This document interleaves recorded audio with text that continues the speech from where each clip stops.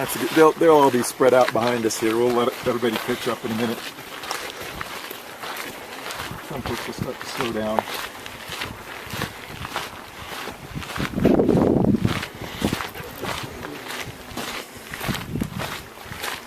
They'll have this part of the walk on their way back. Yeah.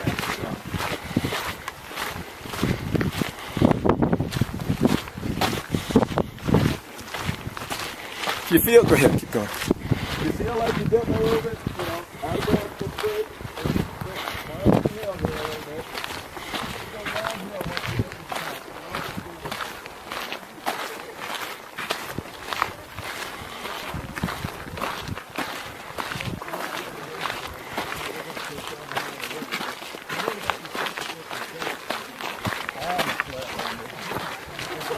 I live in the mountains.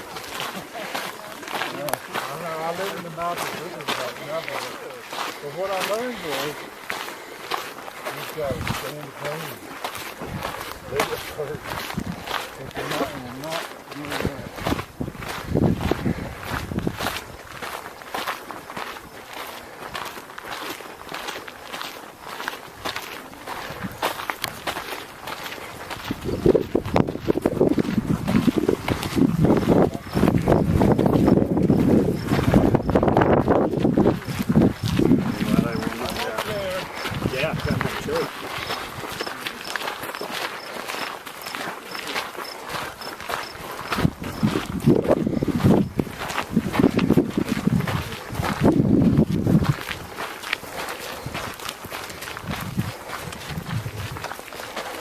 Get lucky, folks. Get over there. It seems like it's kind of coming out of there.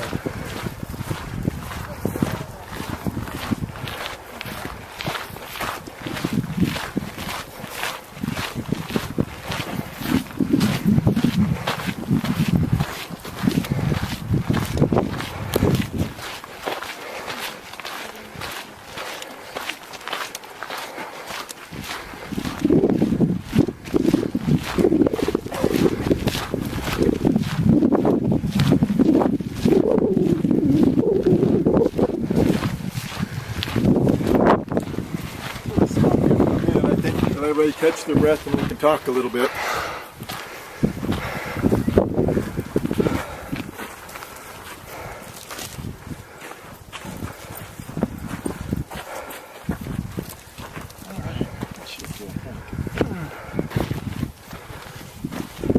Letting some folks catch up. Anybody have any questions or anything? We're used to work on the radio, so I hate dead air time. Was the when in the mission, the Spanish mission, did it ever have like a military component as well? They at one point, particularly when the Comanche start raiding, they send out 3 soldiers. That's it. 3 soldiers. 3 soldiers. Yeah. So there was a military component, sort of, but we're gonna look at this in just a minute. Wait till everybody gets up here, but. What we're basically looking at here is we're looking at what's called the convento. We're at the edge of the convento. We're going to actually walk through it, but I thought it was easier to talk about it here before we get over in it. And a lot of people think the word convento means convent. It doesn't.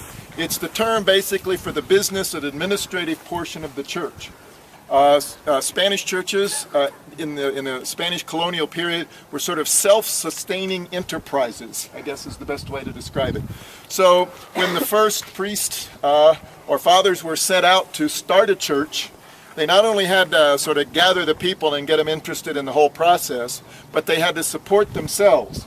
So they normally had sheep herds, they might have cattle, they might have fields, they had instructional training, and what they didn't farm the fields and tend the flocks. They basically encouraged young men, typically, but not always, to become sort of acolytes into the church system, but to serve also as the labor force of the church as well.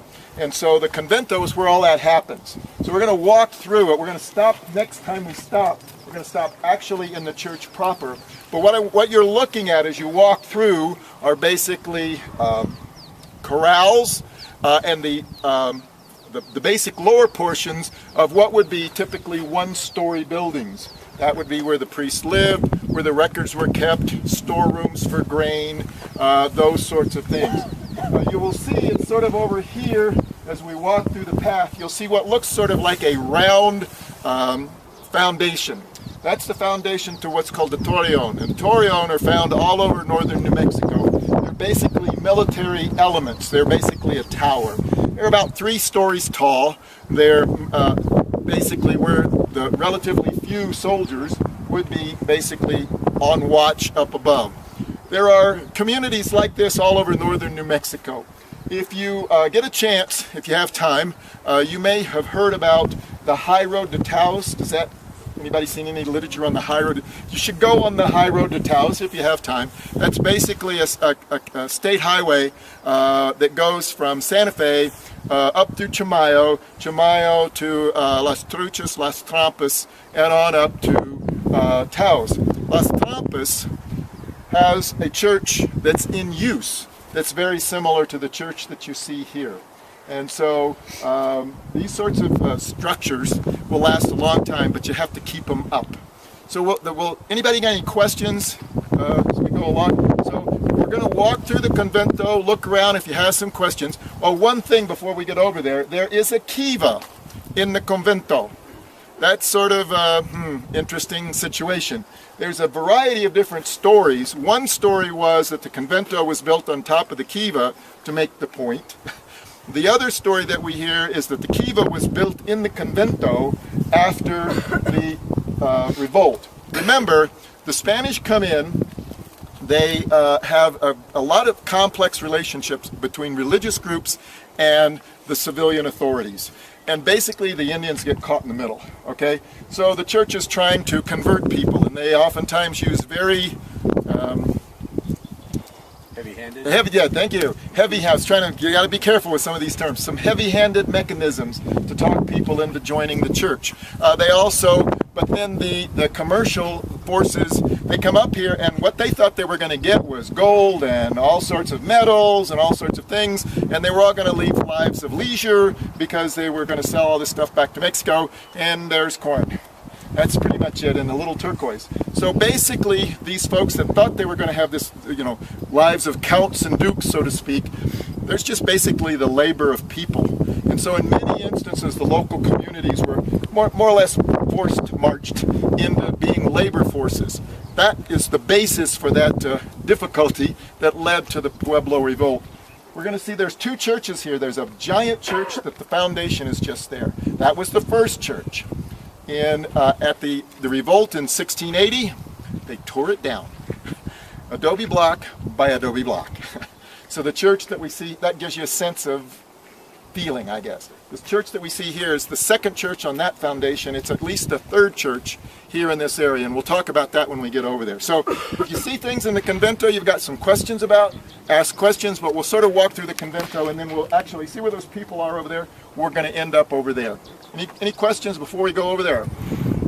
It's always hard to talk to a group as it's strung out walking through an area. Okay, let's go on over this way. So you look off to your left.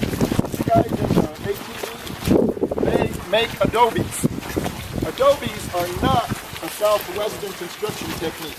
They are a Mediterranean construction technique that were brought here by the Spanish.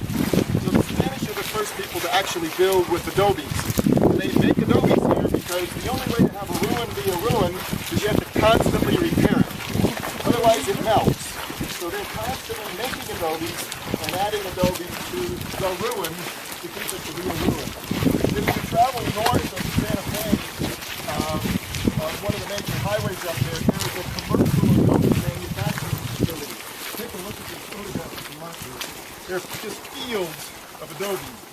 You basically use clay dirt, sometimes a little added material, might be straw, little sands, other stuff. Put it in a form and let it dry.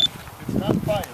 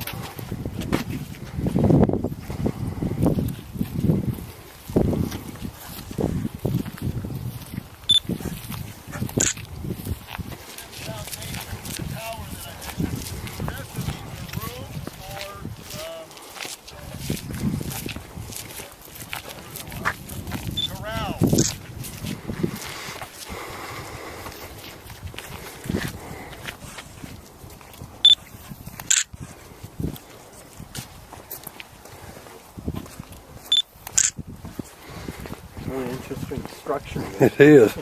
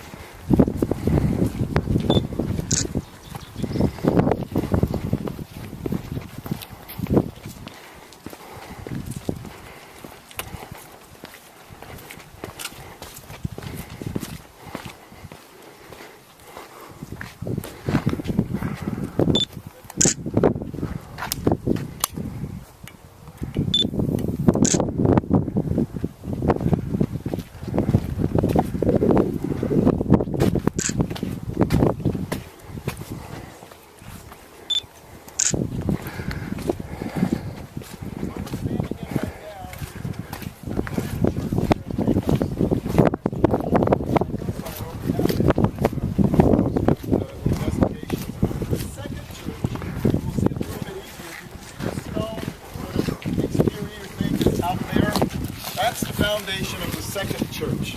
As you can see, it was huge. We're inside entirely that church. It's interesting, talk about the role of archaeology. There were records and other information that said there was a giant big church at Pecos before the current church.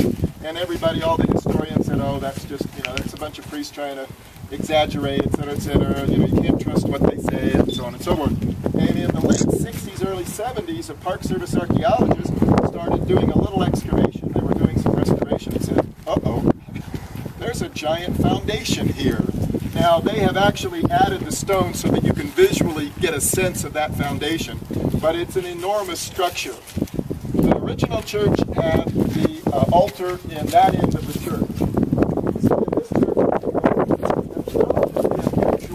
For a church in this area, we're told, I'm not completely knowledgeable, but the argument that we've been told is that a number of priests or other individuals were killed in the area of the altar, and so it was rotated in respect, I guess. Another thing that you need to know is that you are not now, but in most early Catholic churches in particular, and many churches in general, are cemeteries.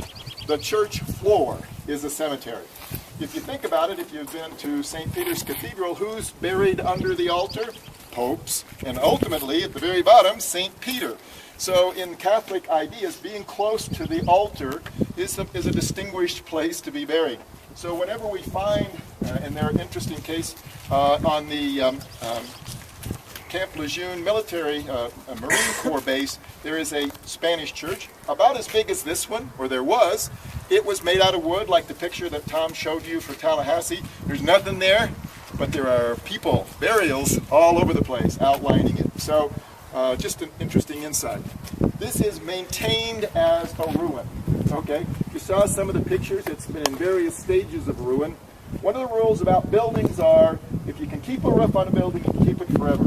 If you lose a roof, you lose a building. And you particularly lose adobe buildings. They melt.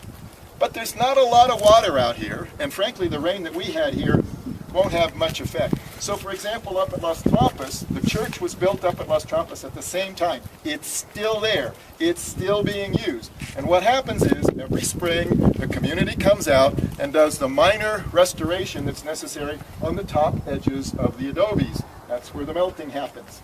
If you keep water off your adobe, you notice the canales? When we walked into the area, you saw those little chutes that were shooting the water out? That's what you do with an adobe. You get the water off of it, and they'll be here 300 years later. So take a look around. If you have any questions, I'm going to be right here. And then we're going to move on up. Those big piles of dirt you see over there, that's what happens when you have a 4-story stone building. It falls down, and it gets covered with dirt. Now that is the Pecos Pueblo. That big bump that you see over there, that green bump, that's a 2,000-person city. Yep, that's what it looks like today. Yep, up on the mountains there. Yeah, on the side of this building. Depends upon, there are a couple up there that push 10 in that area, I think. Yeah, and I think that's the backside of the Santa Fe area.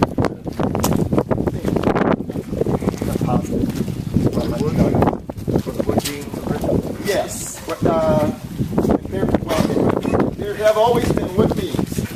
We came out here one time in the 1980s, and right about there we saw a bed spring up in the wall. And we looked to our Park Service folks and said, bed spring in the wall? And they said, you know, we use whatever materials available to us to reinforce it. So, but we're pretty sure that the ones that you see here are in fact the original ones. There's actually even some detailing, some carving that seems to match some of the carving that's supposed to be here. Remember we went by Kowalski's store. Apparently in the about 1840, 1850, it's not entirely clear, Kowalski came and salvaged, that's probably the nice term to use, salvaged a lot of the timbers from this church, and that's when it really started to, you know, go downhill quickly. Again, these are basically, you know, these blocks of dirt stacked on top of each other. You'll see around here that there's a concrete base.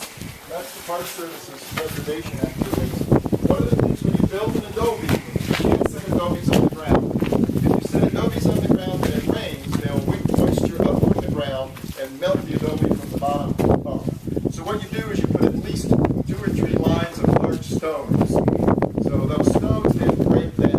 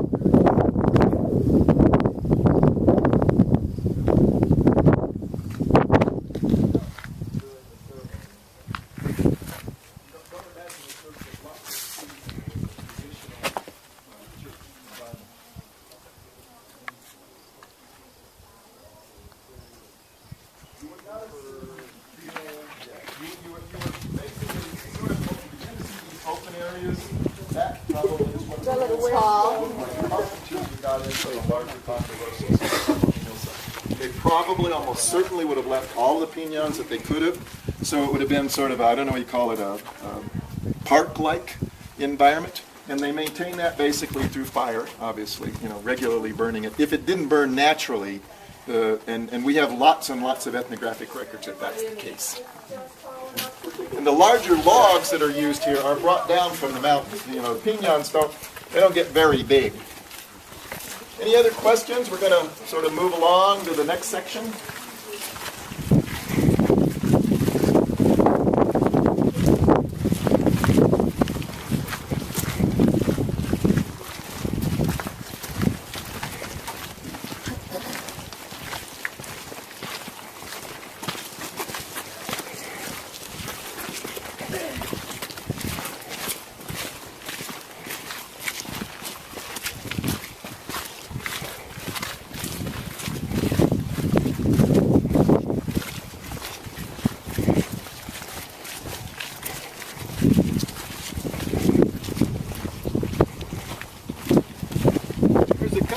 Great panels, they replaced those sort of metal panels with full color ones. So take a few moments to take a look at these. This has been in the last year they put these new panels up.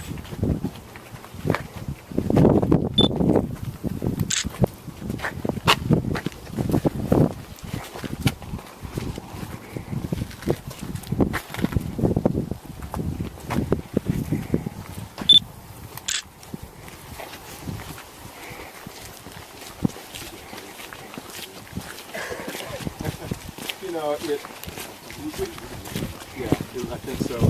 We got the nice window, but it never, I mean, it's somehow, the world is changing, but it never rains very long out here. Exactly. Well, up in here it's cool enough usually, even at this time of year.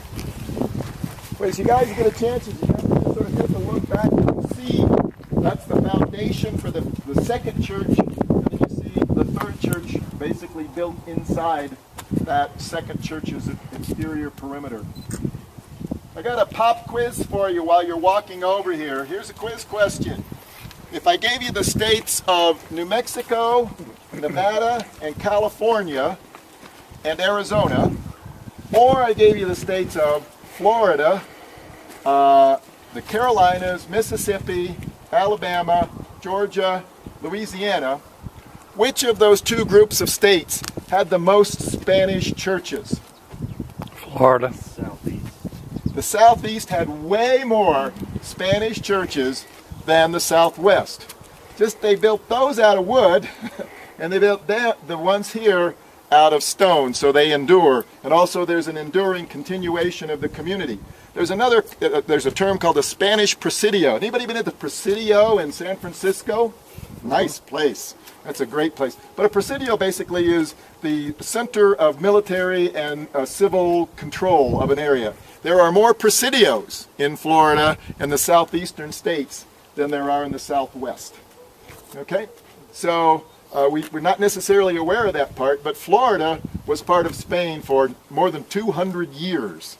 Okay? Okay, so take a look and we'll walk on off to the next stop. And there was a movie named after it. The Presidio. The Presidio, that's right. Sean Connery. Nope. Yep. Presidio had Sean Connery and Sylvester Stallone. No. That must be a different one. Where he was a military cop. And, right.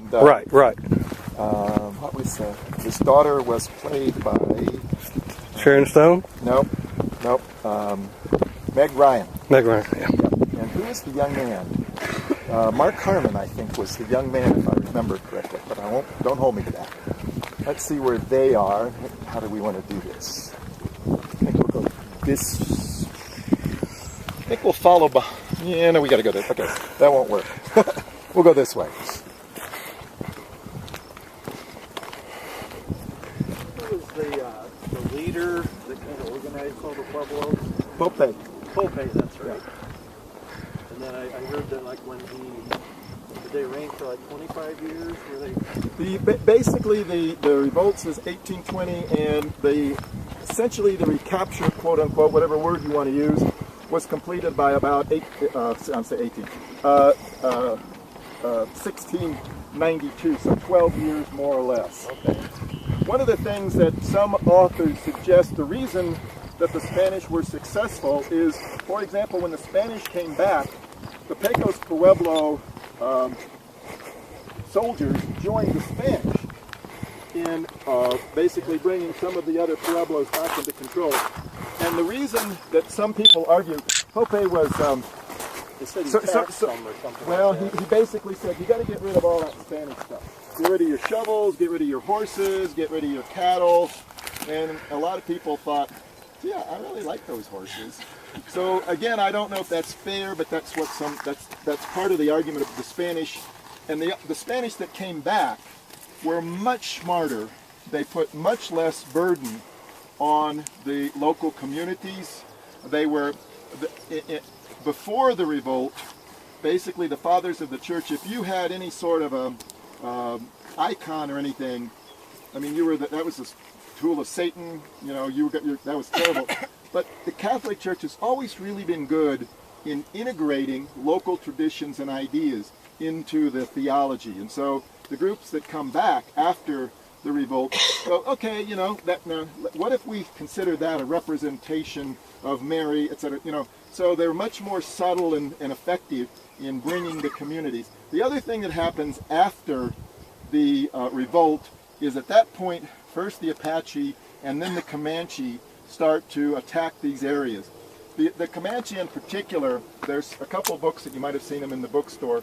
There's Empire of the Setting Sun, which is kind of it's real readable but not real accurate, and then there's Comanche Empire, which is not real readable but very accurate. The Comanche were literally, and there's many American military records that say this, the finest mounted warriors that the American military ever encountered. They could fire 10 or 12 shots from their bows before somebody could reload one of their rifles in the military. These guys were absolutely amazing. And they basically controlled everything from here almost over to Arkansas, to about the middle of Kansas, all the way south into Texas. They owned the place, and they would raid into this area. And they didn't necessarily come in and take over. They just came and stole all your stuff and left. Okay, and if you wanted to fight, they'd kill you, but if you just wanted to step back, they'd take your stuff and leave. They might take you. This is another thing that's important to understand. You might not have heard Rear Garson say, and they traded buffalo skins and slaves.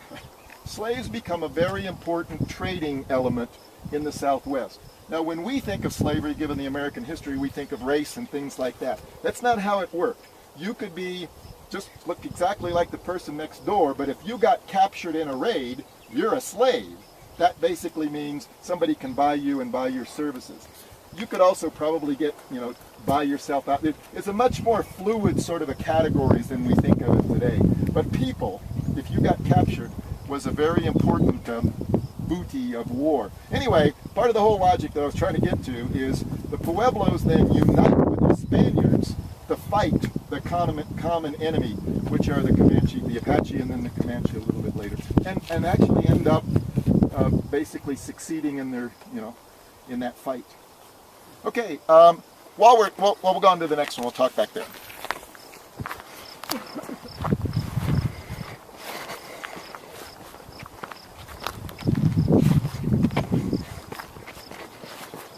Anybody got any questions or anything?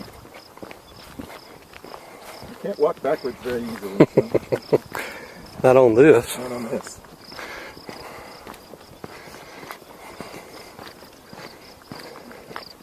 What kind of grass is this? I have no idea. We've got a botanist. Do we have a botanist in the group? There's a question about what kind of grass is this? No. What do you say? Invasive. For those of you in the southeastern United States, a lot of times you'll find an old cabin site, you'll find daffodils or other flowers like that.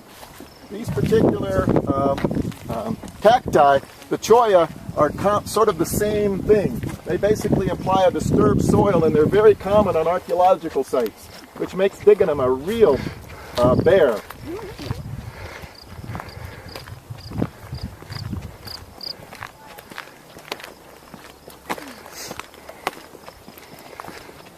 Go to the left or right?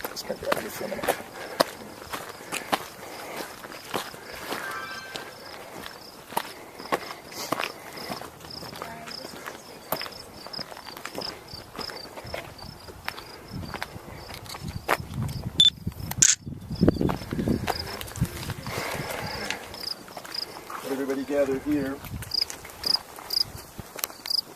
As you might imagine, and that's what the sign talks about, is water.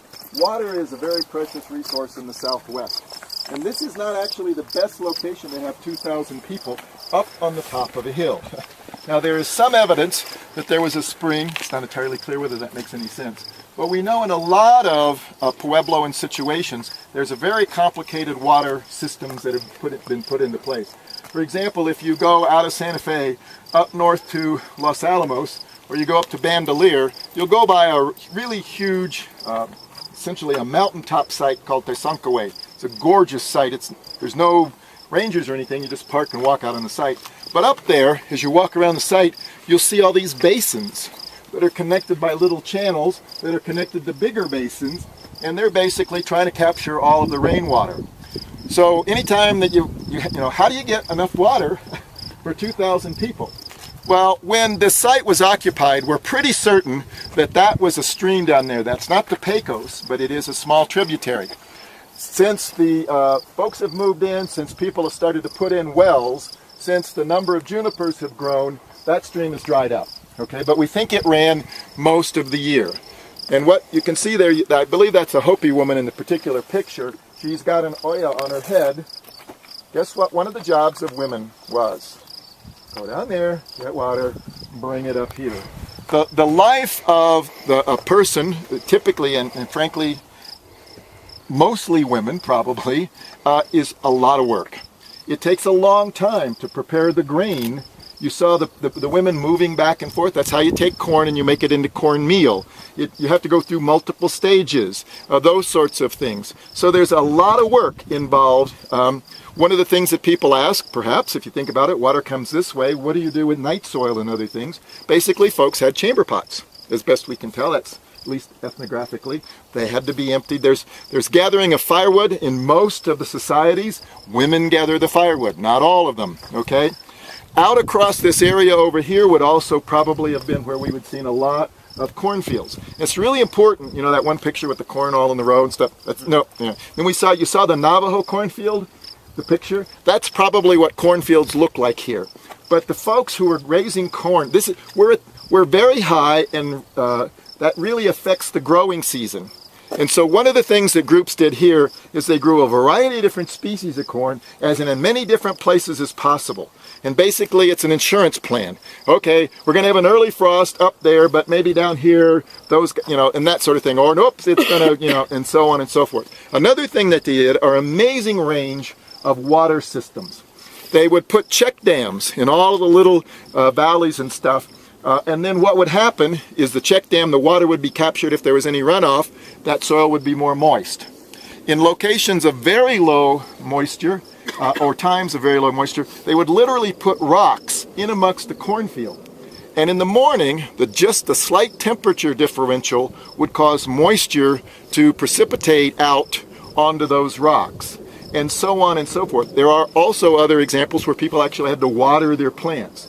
Once we get down to the Rio Grande Valley, we begin to see irrigation systems in place. They're relatively small, but it doesn't take a lot to get some water out. Anybody here from Phoenix? Phoenix area? No. If you've ever been to the Phoenix area, there's a pre-Columbian society there called Hohokam. Hohokam, the Phoenix Valley, was completely covered in enormous irrigation channels that are at least 1,000+ years old. And by enormous, I mean twice as deep as I am tall and probably 20 feet wide. I mean, they're basically running this water all over that valley in order to irrigate. And so you can, anytime you do any archaeology in the Phoenix area, you encounter these water supply systems. So water everywhere is a critical resource and very important. So corn, firewood, that's another issue. Where are you going to get firewood? You got 2,000 people. Now you don't build big fires, but you have to have fire to cook. You have to have in the winter a fire to keep you warm, though there's standards of what we would consider warm. I have to tell you a funny story. A friend of mine worked in the Arctic, and he was up there over a couple, 2 or 3 years, and it's just cold all the time. And he was working with an Inuit group, and he finally got the courage to go up and ask the guy, said, okay, I give up. How do you guys keep warm? And the guy looked at him and said, we don't. Okay, we just don't complain about it. So where do you get it? And so one of the problems that you encounter in any village that stays in a location very long is firewood. And one of the things that we know, for example, the Iroquois, we've talked about the Iroquois, they had these enormous villages, sometimes as many as 1,000 people, these giant long houses surrounded by big wooden palisades and stuff. When they moved into those locations, they would go out and girdle the trees. You don't typically take a stone axe, cut down a tree that diameter for firewood. That's a lot of work. What you do is girdle it, and then you get windfalls. You get windfalls for a couple, 2 or 3 years, where the branches fall to the floor. And guess who goes out and picks up the windfalls? The women. And Tom and I have this imaginary story where the women are going, they've been in a village location for 10 or 15 years, and they're going, you got to move the village. And the guys are going, no, it's really hard. We don't want to move the village. We've been having a good time. We go hunting, but we go off for a couple, 2 or 3 weeks and come back. Why do you want to move the village? We're not going out for any more wood. We're tired. We've got to go miles and miles and miles to get wood. Move the village. So wood, think about it, is really a critical resource when you've got people in one position. These folks didn't move their village every 10 years. They're here for hundreds of years. They have denuded, all of the possible wood for as far as the eye can see. So one imagines that they literally send people out for days, maybe. I don't know how it actually works in that situation. Okay? Questions? Were they using horses? No. There were no horses in the New World until the Spanish come here. Okay? Now, one of the interesting things we are told, and I don't know if this is true or not, but one of the outcomes of the revolt, I mean, obviously, the Spanish come here with horses. They train the native peoples to take care of their horses for them, that sort of stuff. Horses are valuable. You keep track of your horses. But when the revolt happened in 1680, there was an influx of horses into the plains. Basically, you know, the guys that own the horses aren't there anymore. And so that's when Plains Indians, as we think of them, horsemen of the plains, actually get their key, important, significant start. And many of you, I'm sure, have heard of the Missouri mule. Should be the Santa Fe mule. Many of those mules are bred in this area, and then they then move up. And one of the interesting things about the trading that happens is horses come out of the southwest and move across the plains. The French, whether it was a prudent policy or not, gave or traded firearms to the groups up in the area around the Great Lakes. And so the firearms come this way from the Great Lakes, horses come this way from the southwest, and they meet with the Comanche and the other Plains tribe, who are then really, really dominant military folks for a long, long time. It isn't until the U.S. Army gets repeating rifles that they have a chance against the Comanche. I have to tell you one interesting story about that. One of the things that the Army did, and this is even after the Civil War, the way that the cavalry typically fought is they rode someplace, they got off their horses, they had a guy hold their horses, and they then sat down and fired their weapons, right? Not always, but most of the time. This idea of the cavalry riding and stuff is not normally the way, that's particularly not the way they fought the Comanche. So the Comanche are out there raiding, and here comes a big group of troopers, and they come up, and they're out in the middle of nowhere, West Texas, right? And the Comanche watch, and they take all their horses, and they give them to this guy, and they all get lined up, they're going to shoot him. The Comanche ride around, kill the guy that's holding the horses, drive the horses off, and go, "Have a nice day, guys." Which, of course, they all die, because you can't live out in that area unless you have a horse to get back to where you need to go. And the Comanche wanted the horses anyway. They didn't want to fight. They wanted horses. So, anyway, I don't know what's that apropos of what that is. But anyway, let's keep going. I'm doing a Tom on you. I got a story started and I wasn't sure why. If you're interested, don't pick them up. You can pick them up and look at them. Look to the left and right of the trail and see if you can see any artifacts. There's a lot more grass than there usually is, so it'll be a little harder, but keep your eyes open and we'll look at some a little bit later.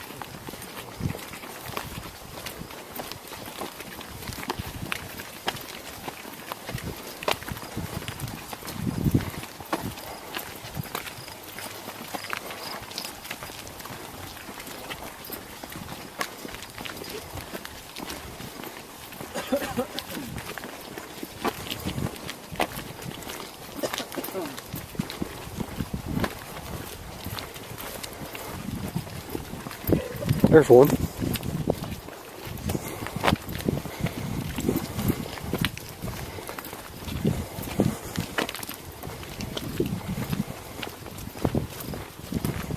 It'd be ironic if we run into them just exactly at the same time.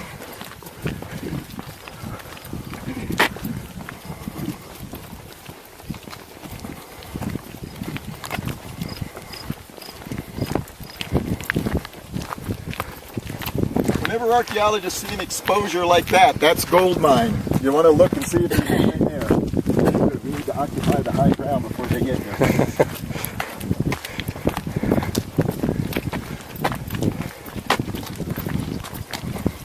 We'll stop over there by the side.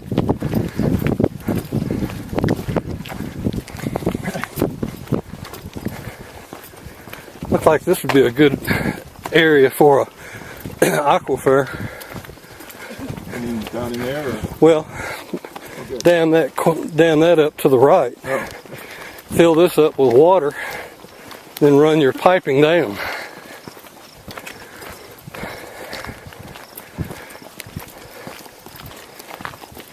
All right, we'll sort of settle in here. Take a look at the picture, and if you want to walk up on the high place up there, look around, we'll be right here.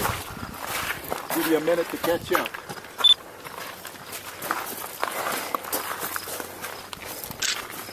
Good like to walk to the top, feel free, look around. We can talk about what we're doing here and what we see here in a minute once everybody sort of gets settled in. It's not only an easily defensible location, it's also a noisy. Yeah.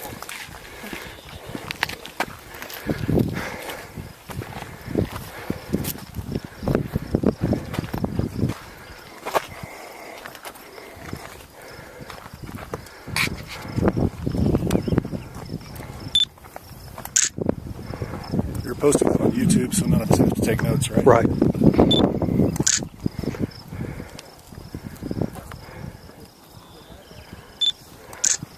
We'll try to get it on YouTube tonight.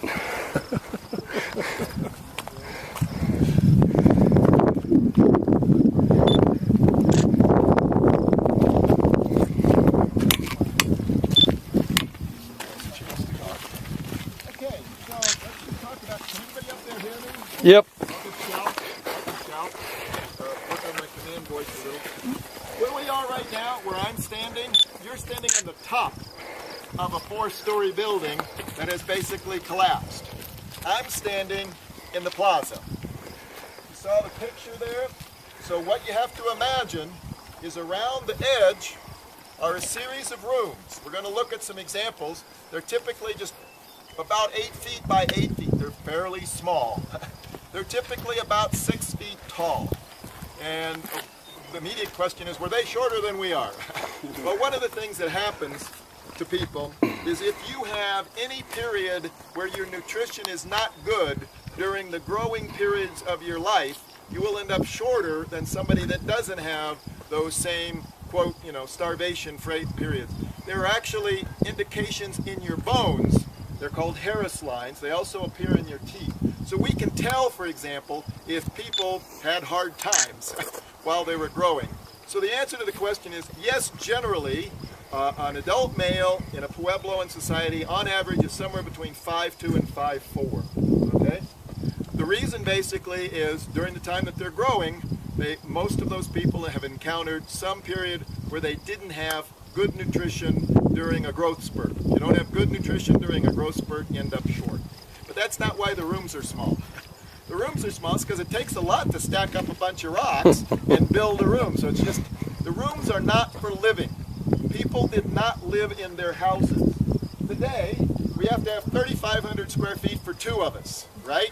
I have no idea why that's the case, but that's true, right, for a lot of people. But if you're of my age, in your grandma's house, maybe it was 600, 700 square feet. You might have had a couple bedrooms if it was lucky, and it had a kitchen, and it had maybe a sitting room.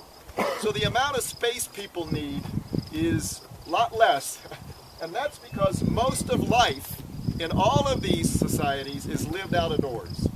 The only time you're going inside is if the weather's really bad, or if it's cold, or you're going to go to sleep, okay? You cook outdoors. You get wood outdoors. You talk to people outdoors. So what you have to imagine is 4 stories around here that has basically a 8 by 8 room about 6 feet high. And then there's a step up, and there's 2 of them on top of each other. Then there's a 3rd step, and there's 3 of them on top of each other.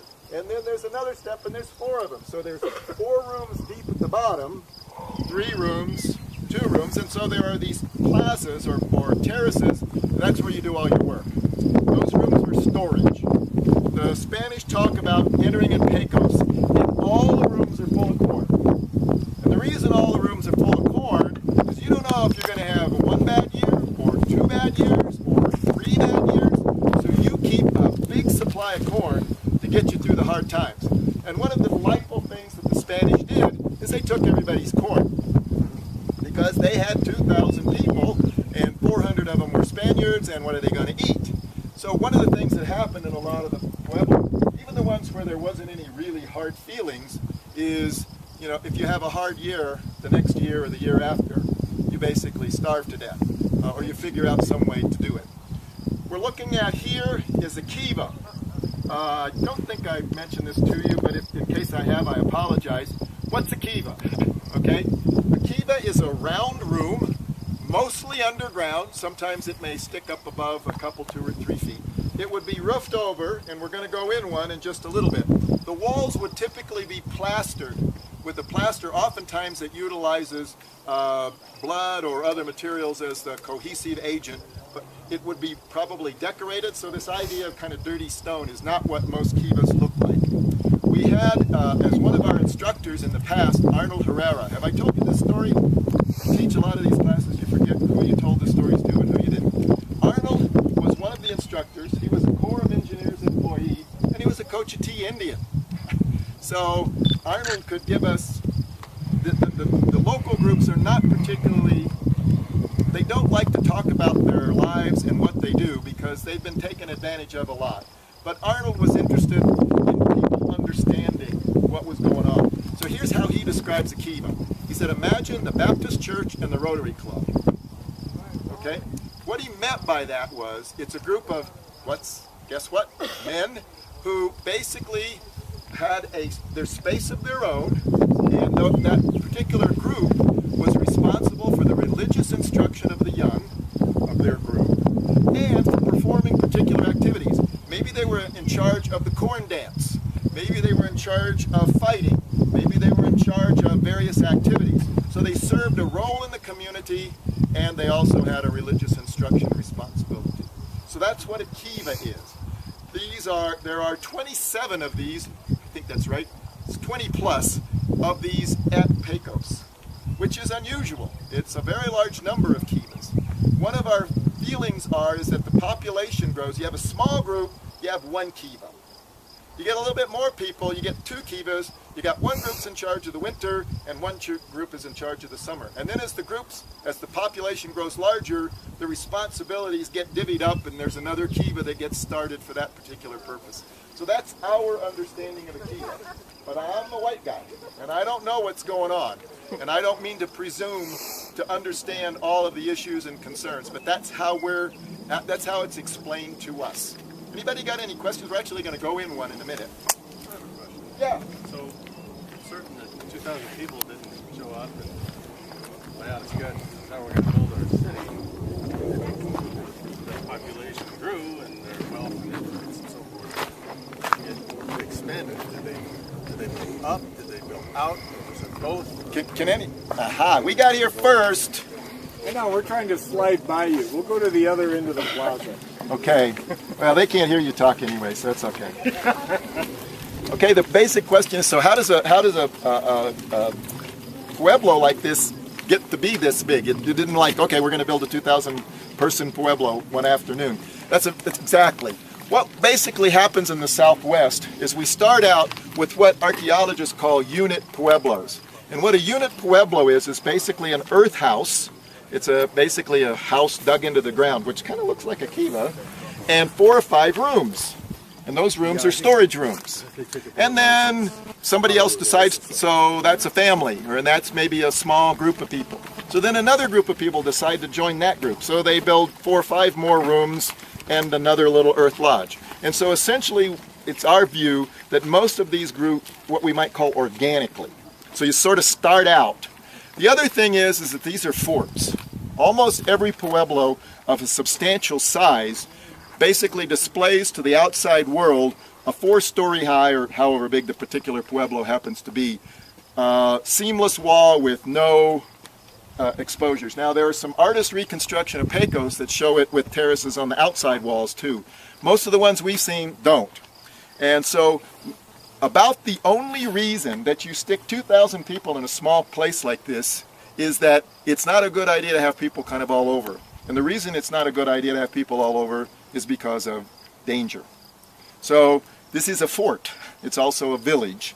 And some of the others spread out more than they do. So we think basically pueblos sort of grow organically through time.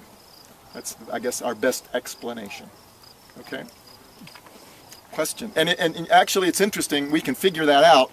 I showed you the picture of Pueblo Bonito. Remember that really cool one? Well, we can actually date when the rooms were built. We use a technique called dendrochronology. And dendrochronology, Tom talked about radiocarbon plus or minus 25 years. Dendrochronology is about a year. And there are tens of thousands of dendrochronology dates in the Southwest. And so as people use logs to put the roof on over their things, you can go, okay, that room was built in 1153, that one was 1155, that one, so we can actually go through room by room and tell you when those that at least have logs left are built. Any other questions about what we're seeing? And remember the construction technique that's used here. This is not adobe, okay?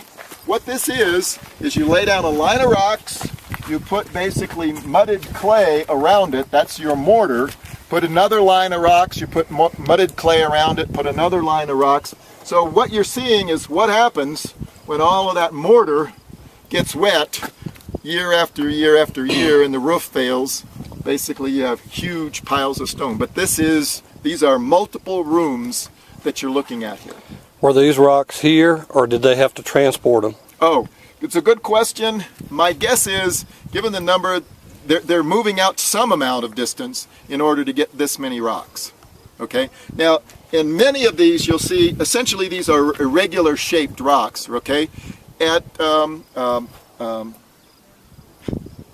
Chaco Canyon, they look like manufactured stone. They aren't.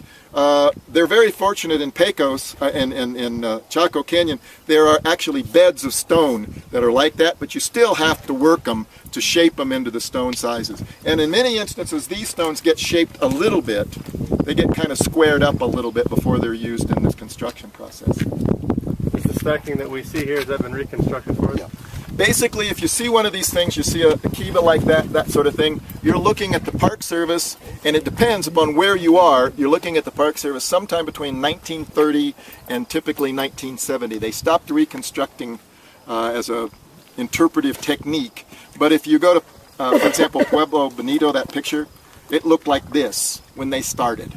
Okay, if you go up to Mesa Verde, however, Mesa Verde, they've done some reconstruction, but it looked kind of like the way it looks right now because it's inside and dry, so it didn't collapse. Okay. Anybody? Any questions? Points? Okay, we'll walk around the other side. So rather than turning through and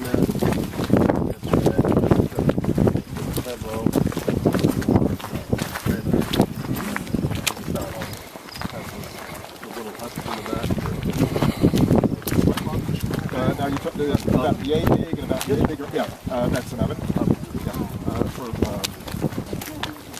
flatbread type cooking, and they really work well. We call them a pizza oven. They're not for pizza.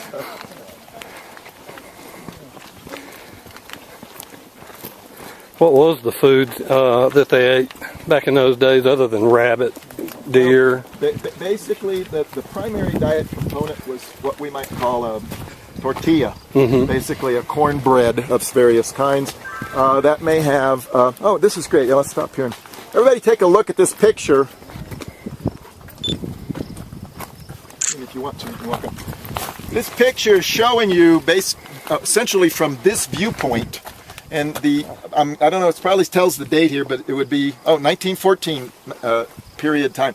This is what A.V. Kidder's excavation looked like right out there. We're going to go walk out there in just a minute. That's when Tom was talking about the 2,000 burials. They come out of excavations of this kind. And he excavated here for 15 years.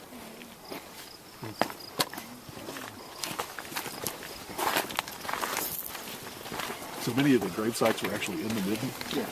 And we'll talk about that. But yeah, absolutely. Yeah. That makes sense. Good place to dig.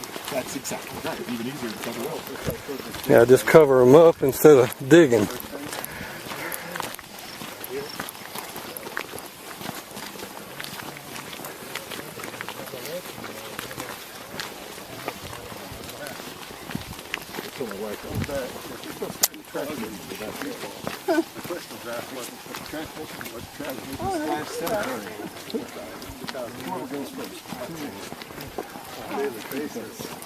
it would get thin pretty fast. Yeah. Oh, I don't know. You've gone on. They would probably go on long parties. Smoking, cure it on site and bring it back. So that could have been fun of course. Okay, so we're sort of on the outside of that wall. So again, you sort of have to imagine it going up about 4 stories, pretty impressive structure. What I want you to do though is actually turn around and look that way. That's the important part, the hillside. Okay, so this is the midden. 2,000 folks right there create a lot of trash. And basically, this is where apparently large amounts of it were thrown, okay? All sorts of things. This is also where those 2,000 people were buried, okay? Now there's a couple of points about that that are really important. First of all, you go, whoa, they're burying them in the garbage, Well, first of all, remember, you've got either a digging stick or maybe you've got a scapula hoe from a piece of the scapula of a bison or an elk. That's your digging tools, okay? Kind of look across the landscape and go, I'm not going to dig a 6 foot deep by 6, not going to happen, right? So one of the reasons for interring individuals in this is it's an easy place to bury it. It's also very important to get away from our idea of what's proper treatment of the dead, right? What we find is we look across America, or we look across the world, but we'll just pick America because we don't have a lot of core projects in Mexico, is that every possible way that you could imagine that you might be dealt with after you die, people did. So for example, throughout the southeastern United States, you die. What do they do with you? They take you and they put you in what we call mortuaries, but they're basically really large buildings with shelves on them. In you go. Okay? And you basically mummify. Okay? And it's not that that's a thing that we want to, they're just putting them on shelves. It's because you're still important. And for example, the most extreme example of that is in Peru, where the Inca, everybody's heard of the Inca? The Inca is actually, it's basically, you would say, the king. They weren't really the Inca. There was these guys, right, who were the leaders. Every time they died, they mummified that particular Inca, but he was still the king, even though he was dead. And at least once a year, and sometimes twice a year, and at one point there becomes 7. There's 7 Incas that are still running around. Well, one is running around. 6 of them aren't moving very fast. They literally get brought out in these processions so that they can ask, the community can engage them, their ancestors, in their decisions. We know about Plains tribes, and they would take individuals when they die and put them basically on essentially sky burials, these platforms. And the idea there is that birds will move the individual to the upper world. I mean, it's literally a movement of the individual. In others, individuals are cremated, and their cremated remains are kept in a jar. In some societies, grandma dies and you bury her on the floor of your house. That seems inappropriate, we say. Well, you want grandma nearby. It's not disrespectful, it's just different. And so when you do an archaeological site, you're not sure. There's not like a cemetery necessarily. There might be. There's also cemeteries, right? So in this case, that's where the folks were, and they were studied. They were a lot of what we know about the biology of Native Americans have come from the study of the folks here, but they were then repatriated back to this area and reburied somewhere over there. That's what we know. That's about all we know. And we're not about to be told. They don't trust us. They think we'll go dig them up once again. We did it once. Why wouldn't we do it again? We won't. But nevertheless, I understand. Anybody got any questions either about interesting burial, strange burial behavior, or anything about what we're going to do in here? Our next stop's going to be actually down in the Kiva. That we're looking at? Yeah. Is its current disposition a result of all the excavation that's done Yeah. 100 years ago? He backfilled, but there's slumping, there's erosion. I don't know when I'm sure the Park Service has done some stabilization and work like that, but exactly when and how much. But yes, you saw the picture. That was right there. Yeah. And basically, I was going to say he lucked out. He's smarter than me. He chose wisely, right? By choosing to start excavating down there, he basically was able to not excavate very much and get very old deposits, and then he just moved back into so by the time he gets up here, he's got an excavation, many, many, many feet deep, really old stuff at the bottom, new stuff up at the top. It was really a genius move on his part. He did amazing stuff. His son, by the way, is an archaeologist, T.R. Kidder, at WashU in, or did he go to Tulane? Anyway, it's neither here nor there. So you say these pinyon pines are not native? No, pinions, yes, absolutely. The stuff you see here is essentially native, but you wouldn't have seen the juniper. The juniper would have either been cut down for firewood, burned up when we burned, you know, so on and so forth. Now, the pinon, that's like corn plants. You don't cut down the pinon. A tree speckled. That would be my suspicion of what this entire landscape looked like.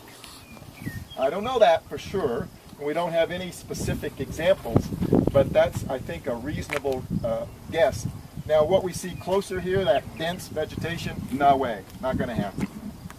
It's got, you know, first, it's going to be cut down for firewood, and secondly, you ever seen juniper burn?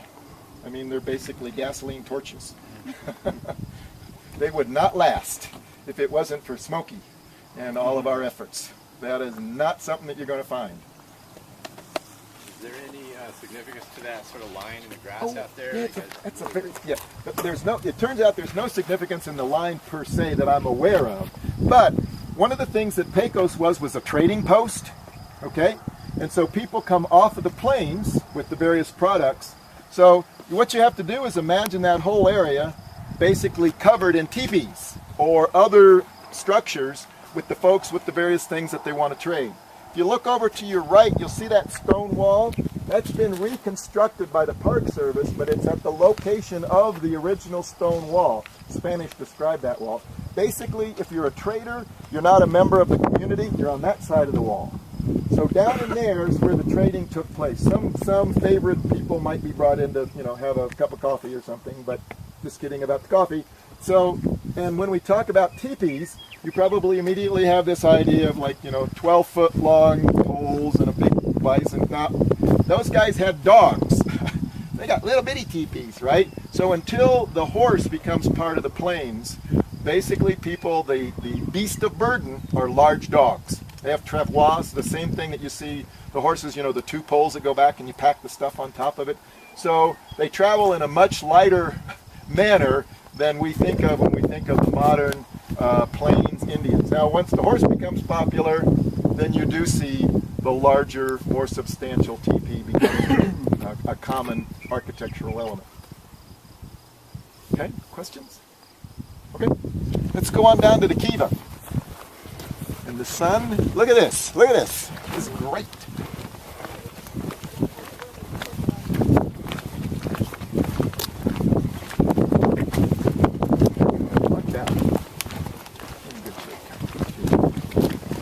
Back so you guys have a little time wander around the museum down there.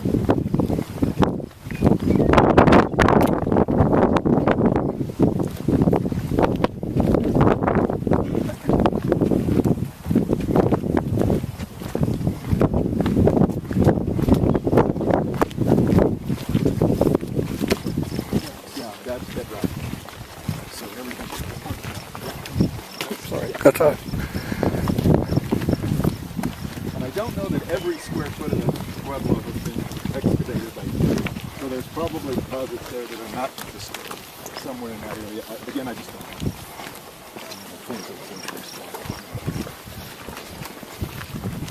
We're actually getting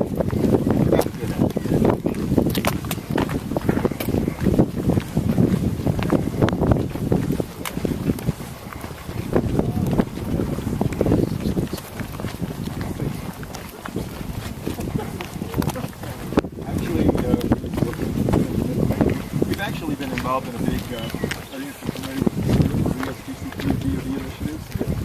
We had a multi-year project developing actual geophysical solutions for archaeological applications. We had a whole software solution that anybody. So we're going to go on down. There's more than enough room for everybody. If you are concerned about, you know, spaces and stuff, or going down the ladder, feel free, you do not have to, but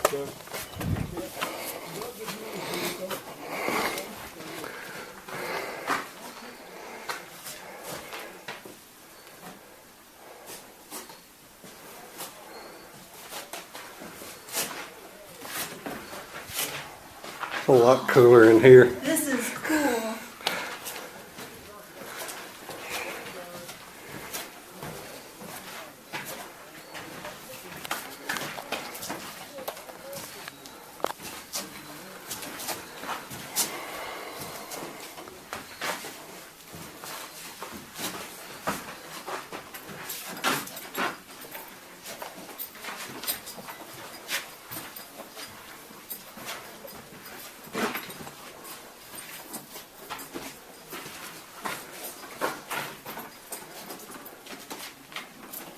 I want one.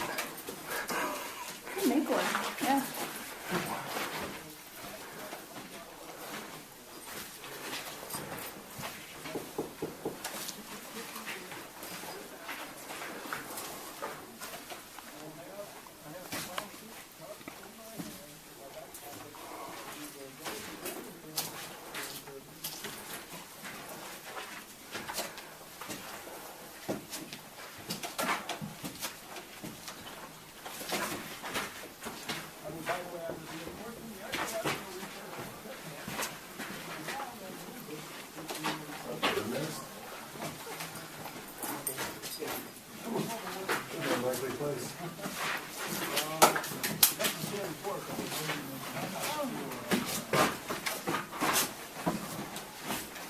Take a quick picture from you. Yes.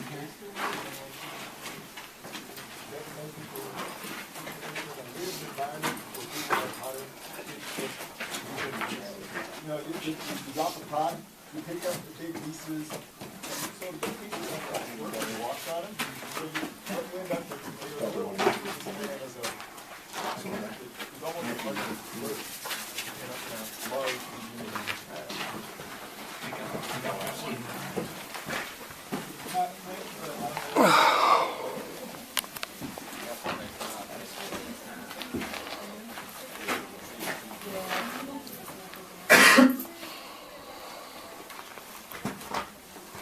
Suck digging one of these things out.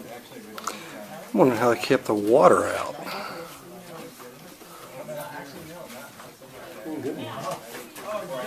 That's right.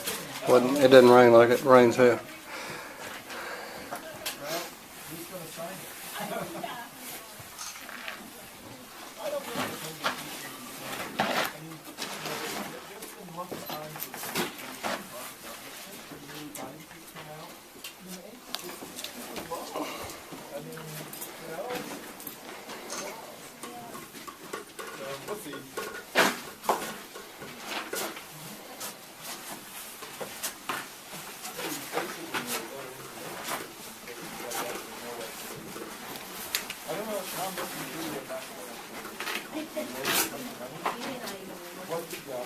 Well, one of the things that we've done with all that money is the shipload drop is supposed to complete the survey inventory of all non-federal land. So had that been done, which actually was on track to be done, we'd know where all the archaeological sites were. And I'm not picking on anybody, it's just us within jealous, but knowing that he was pro-business, anti-regulatory. It would have been so much easier faster if we didn't all this stuff like that. But they didn't look at it. They might not have written it. Not as money to it. You don't want to know this stuff. Except that costs you a fortune. If you want to go down or not. I've actually been here a couple times. It's been a little cell down here. Are you going to go discuss it? Yes, well, you can hear. Well, you can hear. I'll be standing right at the base. All right. One of the things that's always interesting, we'll have groups and we go, can we all get in there? Like, yeah. And this is a relatively small kiva. Okay? So let's talk a couple things about the kivas and a little bit of background. First of all, in its use, the kiva would not have a dusty floor like this. It would not have a kind of a muddy wall that looks a little irregular. It would have been well maintained and treated. We know, for example, one of the things when you went north out of Santa Fe, you went by Coronado National Monument or whatever it's called, park.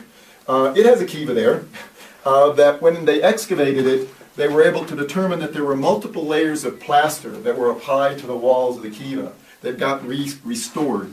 And when they did the work, and I want to say this is in the 50s, I don't remember, they got an individual, I think from Jemez Pueblo, to repaint the walls of the kiva.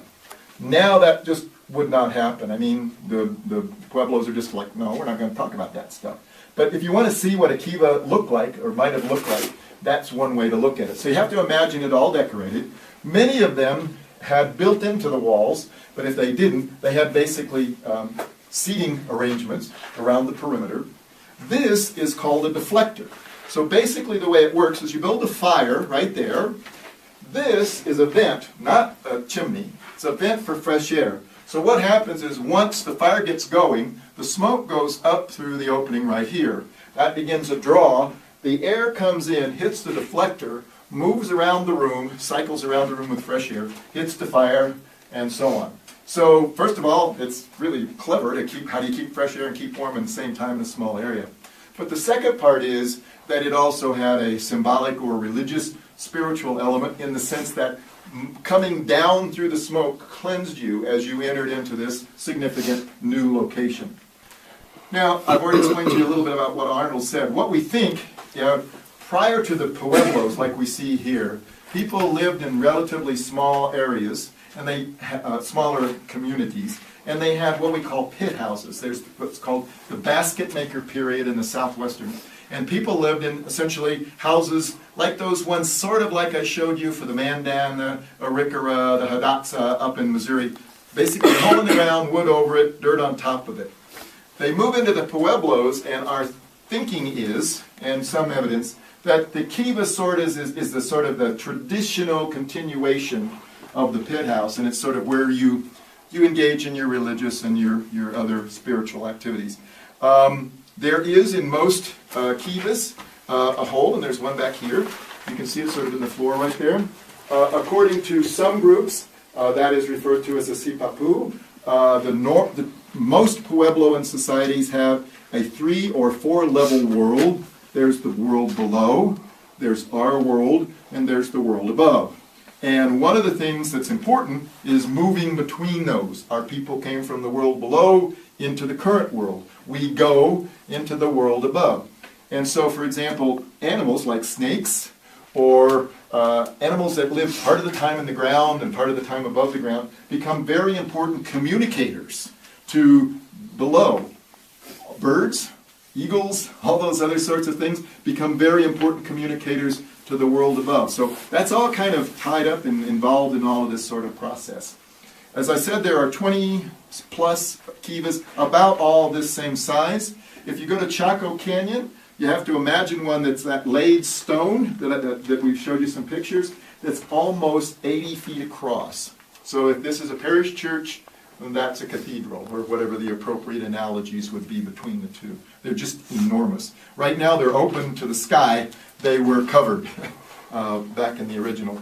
There's a kiva there that's really an interesting one at Chaco Canyon, because, again, imagine this, but imagine it, 10 times larger.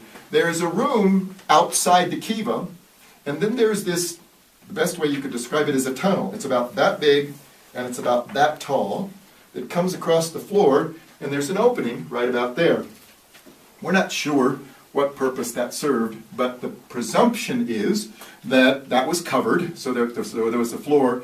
Individuals would don the appropriate ceremonial materials, and they would then enter the kiva up from the ground in the middle of, you can imagine drumming, you can imagine, it had to be pretty impressive. One of the things that we do know about all the Puebloan activities is individuals here, once we particularly get to the Pueblo, we have what's called the Kachina cults and other groups like that. I don't know if you've ever seen all those dolls that are out there, those little Kachinas you can buy for $40 and stuff. Those are real things. Individuals wore Kachina type apparel. And the basic idea is you would come into the appropriate kiva, you would don the appropriate Kachina apparel, and when you exited, you were not a guy in a Kachina outfit. You were that appropriate spiritual individual. And there's all sorts of other interesting groups that are out there. There are the jesters. There's a whole group in every Puebloan society. They sort of decorate themselves in, it's kind of a real weird decoration and body painting and stuff. And their job is to make fun of everybody. That's that group's responsibility. Because in a small society, you can't have people getting too uppity. Think about that for a minute, right? So how do you enforce social rules and procedures? Well, you can use force, which sort of makes everybody mad after a while, or you can use ridicule and humiliation. And so basically one of the things that we know about the Puebloan societies from about 1300 on is they more or less managed to figure out ways to have thousands of people live in a little bitty small space and not get too mad at each other, which is an amazing accomplishment. They've built some social mechanisms. It's hard for us to live in an apartment building where you don't even see the guy next door and not get mad because the dog barked. So it's a really interesting, there's a lot going on here, there's a lot we could talk about. There's a lot we don't know, and I don't want you to come away thinking, oh, they've explained all this, how this works. We have no idea how it really works, but we have some insights, and we kind of want you to get a feeling for it. And it used to be in the old days that whites could regularly attend the various Puebloan activities and what have you. There are now a few that people are invited or allowed to participate in, but there are many now that, unless you're a member of the Pueblo, you're not. And basically it's because we've abused that right in the past. So, any other questions about kivas or anything else? What did you say the hole back here was for? It's called the sipapu, at least, and it is basically a symbolic, in the sense that a cross in a Christian church is symbolic of the crucifixion. It's not the crucifixion. That is symbolic of the movement of the people, from the lower world into this world. This is symbolic of the movement of the people from the middle world to the upper world. At least that's one explanation, and again, I'm not a spiritual leader of a Puebloan tribe, and so I may be getting this all wrong. I don't need to misunderstand any of that. Okay? Sounds good. Sounds Then. good, yeah. Well, that's part of our problem, is we try and make it sound good and make it logical. It doesn't follow our logical rules. It follows its own set of rules, right? Okay? How did they get down here? Ladder, just like this. And almost always the ladders have, it's sort of an interesting thing, the posts are different. And this is always interesting. This is all the white guys explaining, saying, why are the posts different like that? So you will find two explanations, okay? Actually there's three or four.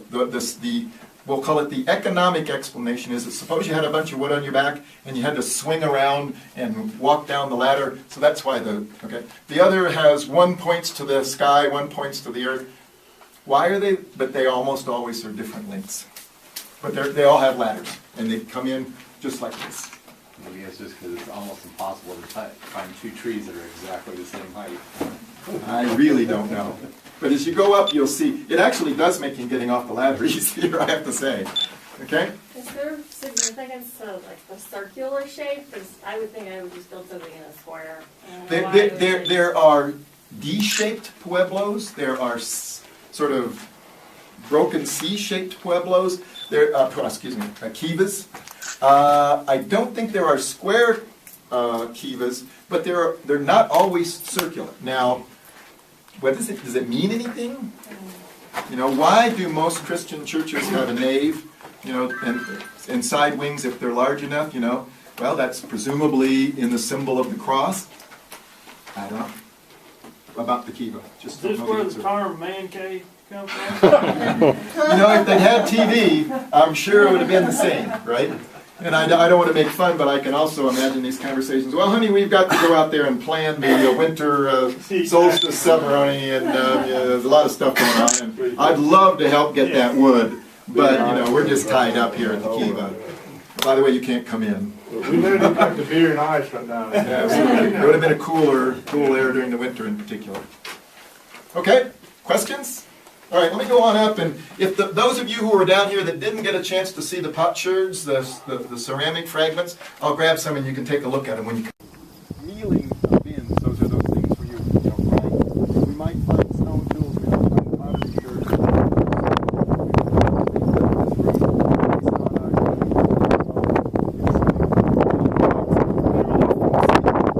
These stones were here. Yes, they got restacked up by the Park Service. They were kind of all worn down, and they just basically neatened them up, and they took the stones that were there and sort of organized them. And they actually have to come here and keep them straightened up, otherwise they'll fall back down again. Okay? So here's the thing. You can walk the path there, which will take you right back to the thing. If you want to, you can go this way. The bus will leave in about half an hour.